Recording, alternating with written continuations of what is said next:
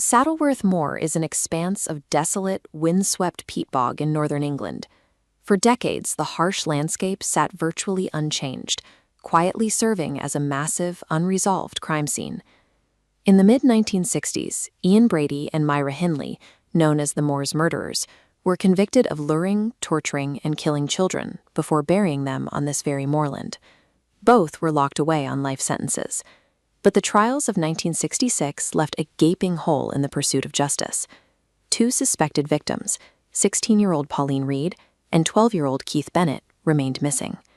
Their families endured decades of agonizing limbo. They knew the perpetrators were safely housed in prison, while their children lay hidden somewhere across thousands of acres of deep, isolating bog. A life sentence keeps the public safe, but it doesn't automatically locate the lost. The landscape itself held the final answers, and it would take nearly 20 years before investigators made a concentrated push to pry them loose. In 1985, detectives in Manchester made the decision to pull the Moor's case files out of the archives. Their objective was singular: find the two missing children. At first, they bypassed the killers entirely. A two-man team spent months meticulously digging through thousands of pages of original 1960s paperwork, tracking down old witnesses to see what the initial investigation might have missed. They applied a form of geographical profiling to the original missing person reports. By plotting out the precise locations in Manchester where Pauline and Keith were last seen, a spatial pattern emerged. When they cross-referenced those last known sightings with the neighborhoods where Brady and Hindley were living and operating in the 1960s, the boundaries aligned. Pauline Reade was actually a neighbor of Hindley's family, and Keith Bennett lived a short distance away. That undeniable geographical overlap cemented the detectives' suspicions. It provided the structural confidence they needed to definitively link Brady and Hindley to the disappearances. They had the paperwork, and they had the map. But turning a solid theory into a physical recovery meant the detectives now had to go into the prisons and negotiate directly with the people who buried the children. The police formulated a highly strategic approach. Without alerting the press or Brady, they arranged a secret visit to Cookham Wood Prison to confront Myra Hindley. Investigators were warned that Hindley was highly intelligent and manipulative. Instead, they walked into the room and found her unexpectedly cordial, engaging, and willing to discuss the murders. She revealed that Keith Bennett's mother had directly written to her. That singular, personal letter from a desperate parent heavily influenced Hindley's sudden shift toward cooperation. This stood in stark contrast to Brady. Held at a secure hospital facility due to severe psychiatric illness, Brady was chaotic, unhelpful, and completely focused on maintaining control over the situation. His responses were a maze of bizarre and impossible demands. He offered to spill the beans only if he was granted a week out to drink alcohol and watch films, or if the authorities provided him with the means to kill himself.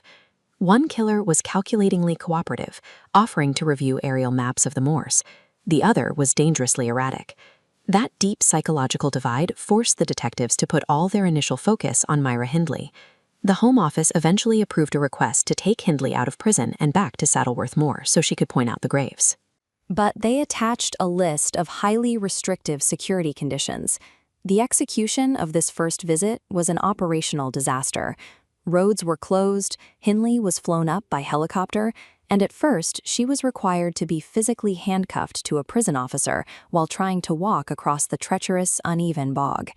To make matters worse, Hindley's own solicitor leaked the agreement to the press.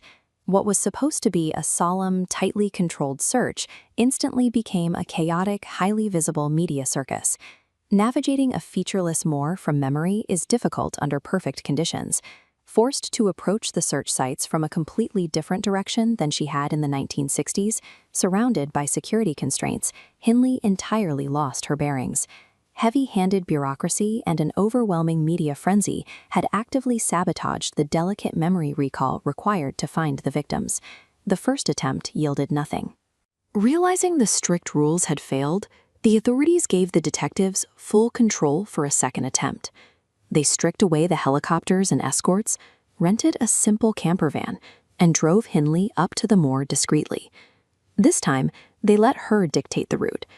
By driving past specific bridges and approaching the landscape exactly as she had 20 years prior, her memories triggered. She pointed the team toward a specific patch of land on Holland Brown Knoll.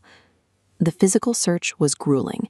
Detectives formed lines and scoured the peat, battling torrential rain and flooding that forced them to shift their efforts to higher, better-drained ground. On July 1st, a detective noticed a small, odd patch of ground devoid of vegetation. He got down on one knee, scraped away a few centimeters of soil with a pointing trowel, and hit a white stiletto shoe. Pauline Reade was wearing a white stiletto the day she disappeared. That single piece of footwear confirmed they had finally found her hidden grave.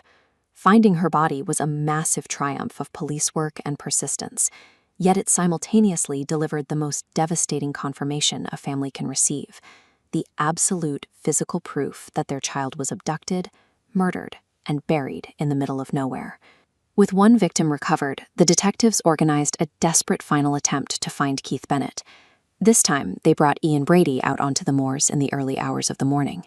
They took him down toward Shiny Brook, starting from the exact road bridge where he and Hindley used to park their car, tracing the route Hindley had indicated during her interviews. Brady strode out purposefully at first, but as he reached the confluence of two streams, he began to hesitate. He stopped, lost his bearings, and claimed the landscape had inexplicably changed. The detectives knew the terrain hadn't shifted at all between the 1960s and the 1980s. Whether Brady genuinely suffered from memory loss, or if he was simply playing a final, cruel game of control, remains a permanent mystery. He refused to point out the grave. That failure left an agonizing void. Keith Bennett's mother, Winnie Johnson, spent decades searching Saddleworth Moor for her son. She passed away in 2012, never finding out where he was buried. The 1985 review proved that dedicated investigative tactics can piece together decades-old fragments and bring a victim home. But it also exposed the brutal limits of the justice system. When the killers take their final secrets to the grave, the Moors keep the rest.